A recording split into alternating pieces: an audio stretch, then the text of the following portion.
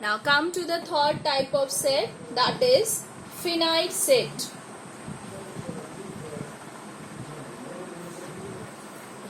See, if we have a set,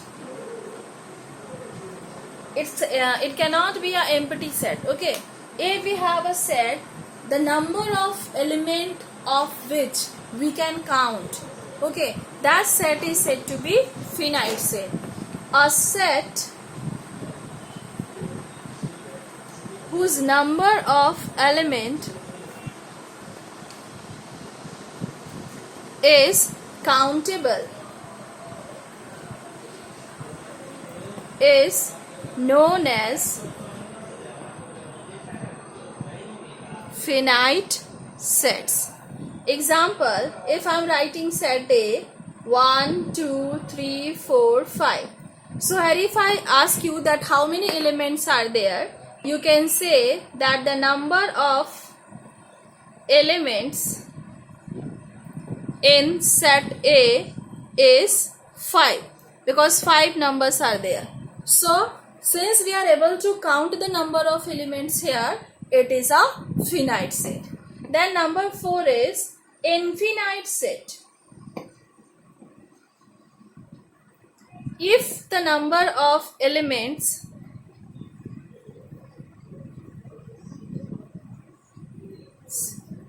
of a set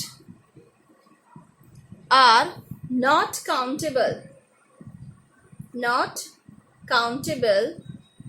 then it is said to be infinite set. Example, set A 1, 2, 3, 4, 5 till infinity. So here if I ask you that how many elements are there, you cannot reply because there are infinitely many number. So this is a infinite set.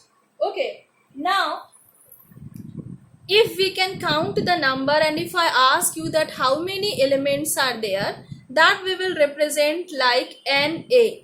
This NA means you have to write the number of elements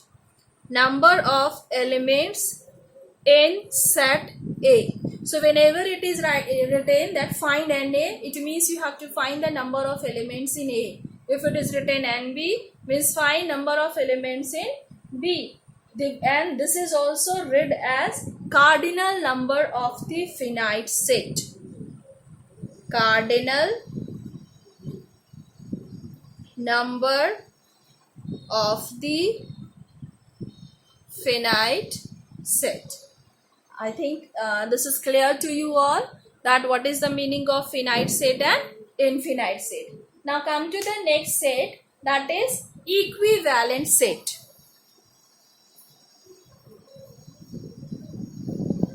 Number 5. Equivalent sets.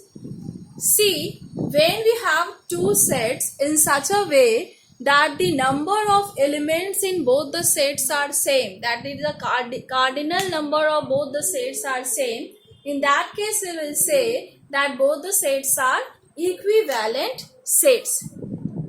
Two sets are said to be equivalent if the number of elements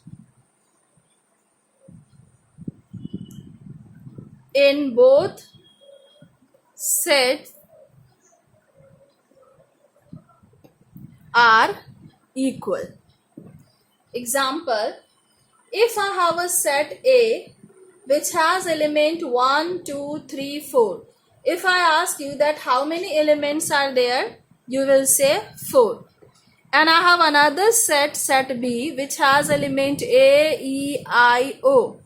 If I ask you that how many elements are there in set B, again you will say 4.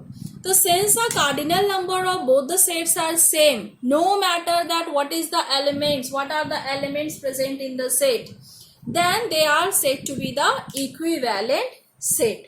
So since NA is equals to NB, set A and set B are equivalent. Then number 6 is equal sets. Now if two sets are in such a way that they have the same number of elements as well as they have the same elements also. Same elements means exactly same elements. If one has 1, 2, 3, 4, then another will also have 1, 2, 3, 4. Then they are said to be the equal set. So two sets are said to be equal if every element of A is a member of B and every element of B is member of A. Example, if I have a set 1, 2, 3, another set B 3, 2, 1.